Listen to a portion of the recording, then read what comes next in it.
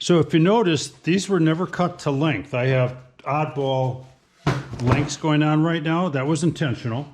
And the reason I didn't cut those yet, because there wasn't a perfect edge on here, a 90 degree, for the fence on the chop saw. So by bandsawing it first, I'm getting pretty darn close to having a 90, 90, 90, 90. And that way, when I put it up against the chop saw, when I cut here, it should be a pretty clean cut. So what I need to do next is figure out what I want to be the bottom and what I want to be the top. And I'm just going to look at the color and everything else that are going on. And I can tell you right off the bat, well, let's just see. Okay, so there's my decision. This one, I'm going to have that be the top because it's got that going on. And that's going to kind of be down too low to see much, like if it were on a bed or a stairway. Like this could be a railing post, by the way. This could be a bed post. This could be, I don't know what else I've got in mind for this, but mainly because it's oak, it's interior use. That's the kind of stuff. It could definitely be table legs.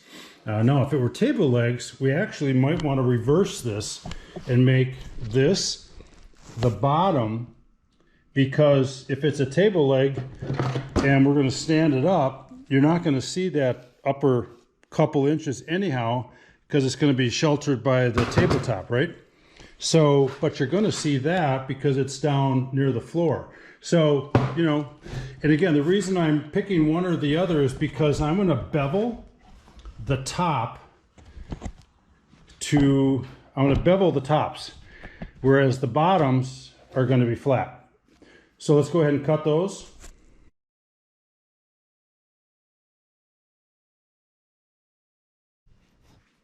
So what I was doing, I measured just to see. One of them I'm gonna just make 30 inches out of. This one I could actually be a little more. I should have cut them just a little bit longer, but so I'm gonna go with 30 inches. So this, all I'm gonna do is take it to the least sticky outy place. That's an official woodworking term, sticky outy. So basically, this is the closest to that side. So this comes out obviously quite a bit further, and this one comes out a little bit further. So what I'm gonna do is I'm gonna take it to there. And remember, I do have like almost an inch to play with. So if I take off a half inch right now, a quarter inch right now, it's a non-issue. This is also, and you've seen me do this in so many other videos, is that because it's such a thin slice, it could very easily go down into the slot, or worse yet, it can go up into the blade guard. So I don't want that to happen. So what I'm going to do is I'm going to stop the blade. Get a little something up there right now. I'm going to stop. I'm going to make sure the blade comes to a complete stop before I lift it.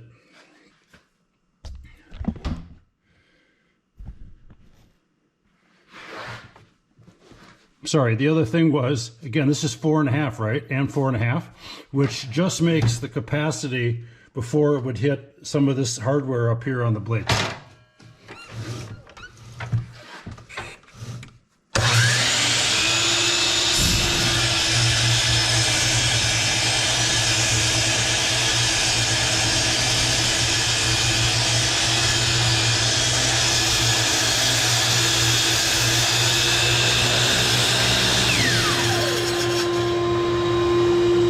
Stop. Now lift. That way the teeth, the spinning teeth, don't bring that piece up. Look at that. That is so funny.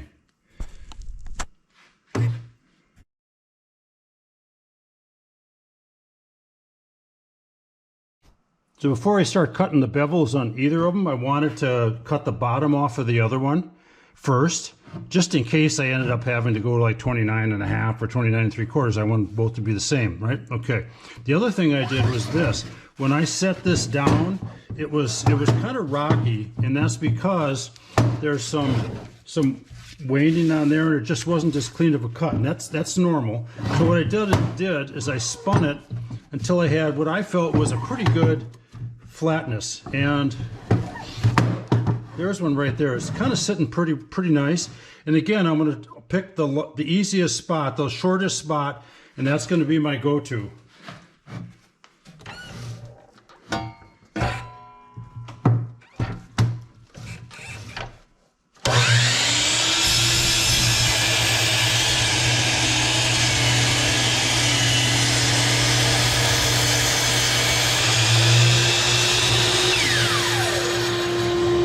Full stop. Go up.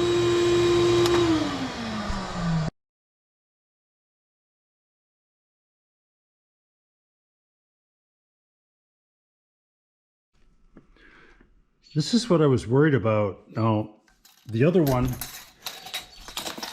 of them, no problem. But this one, I'm coming in at 29 and 7/8. So what I'm going to do is I'm going to go to 29 and a half on both of them. That way I don't have to worry about any issues here. And again, it's a prototype, or it would be the two posts at the foot of a bed is probably where these are going to end up.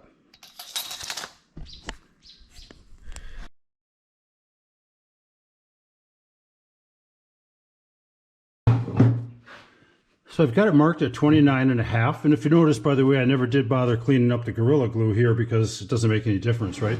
But the other thing is that a lot of times with my posts, especially when they're GlueUps, is I won't just leave the top as is. I'll oftentimes put like a 1.5 or 2 inch top, black walnut, cherry or something going the other direction, both on the top and the bottom, which actually raises it by that distance, right? But I'm going to go with this. And so before I do my bevels, my miters, actually I think they would be called bevels actually, not miters. But before I do those, I got to have a clean surface. So I'm going to cut a straight first, and then I'm going to do that same thing on the other one, and then I'll get into the beveling.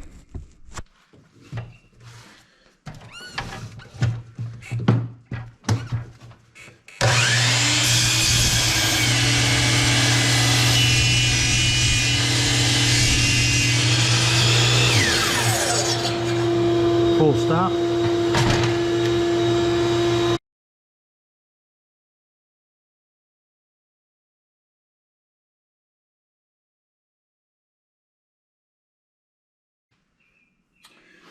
All right, so now I'm going to do the bevel, and that's kind of a seat of the pants thing. 1 inch isn't bad, and so what happens is a lot of times I'll make a mark on the table and call it a day, you know, like I can make a mark there and I can make a mark there, and it's whether it's 1 inch, that's close enough, right, for horseshoes and hand grenades.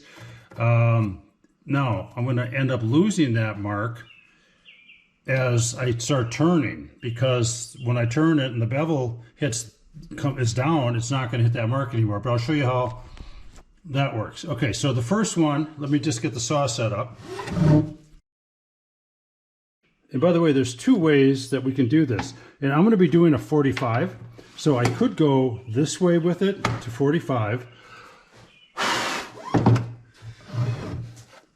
Should I just do that? I could do that. The other way would be, because it's a compound sliding miter, is I could tilt it this way instead. And since some people may not have that option, I'll just go with this because all it is a standard 45.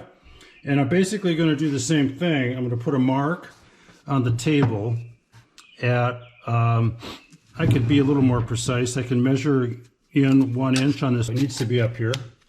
So it's going to be, and that's not a good place to start because that's on that waning, right? So let's start with a nice clean surface. So I'm going to go in 1 inch down. Okay. Then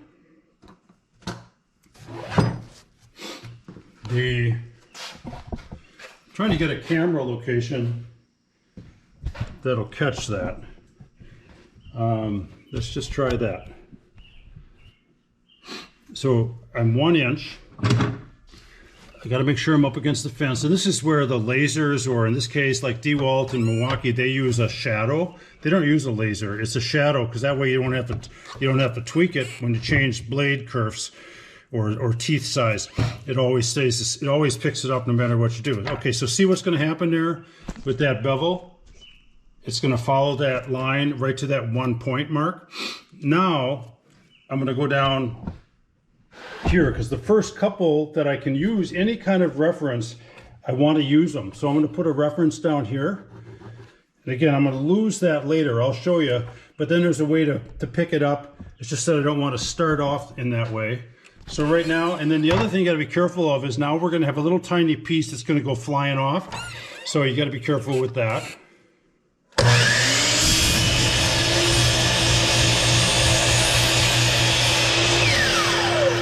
don't know if you saw it, but the piece ended up right down in here. So there's my miter or my bevel. Now, if I spun it this way, then I would lose that mark at the bottom because I don't have any reference here because I lost the material. It's gone. So instead of doing that, I'm going to spin it the other way, this way. And now for the next cut, I'll basically be using the same line down here, right on the table, which is fine. It's a pencil, right? I can use that for this cut, or for the alignment for this cut.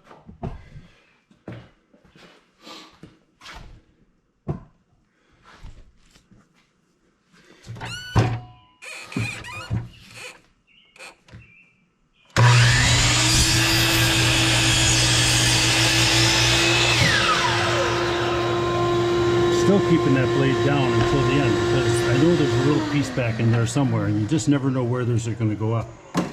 Now again, I'm going to spin it, same thing, this way. I'm starting to think that 1 inch might have been too much. I maybe should have gone less than that.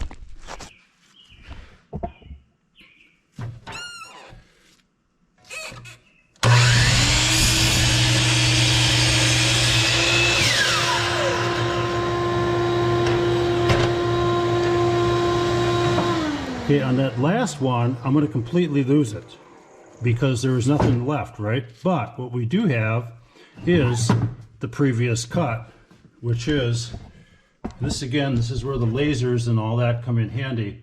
But if I can pick that up, I'm not sure if the camera is going to find it or not, but there is a point right here which will come down and be exactly, should be, exactly where we want it.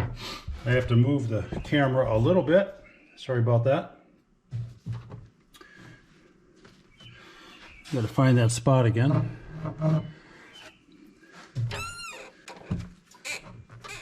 So theoretically, that's my spot.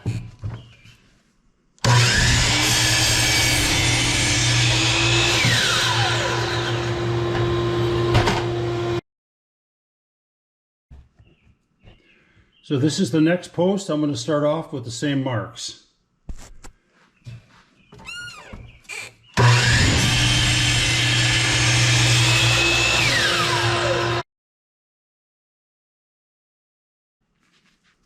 See what I mean about pieces? That's 3 pieces that came out of the one, and one of them flew around. That's why I'm a little careful on these.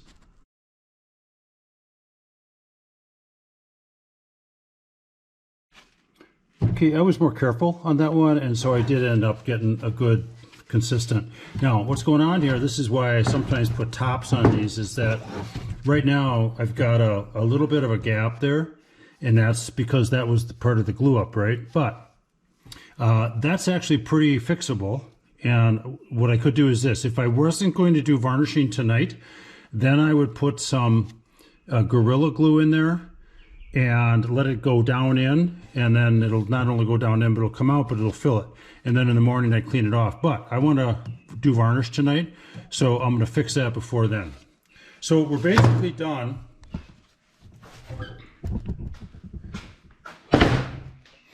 with the shaping of the materials for the posts and in terms of this goes. So what's next? The next section is going to be the next phase, which is going to be, I think I call it phase 3. I think it's phase 3, yes, because phase 1 is design and cut list. Phase 2 is shaping the material. Phase 3 is joinery. And then phase 4 is finishing and assembly. And then sometimes I have to flip them around especially those last two, depending on what's going on. So in this case, because I want to put a coat of varnish on tonight, I'm going to go ahead and I'm going to go right to phase 4, and then I'll come back to joinery. So if I could go to joinery now. I could put the mortises in now and then varnish them later, but I'd rather go and get the other part done because I'm not set up for the mortises yet. So I'm going to set up for that, for the finishing.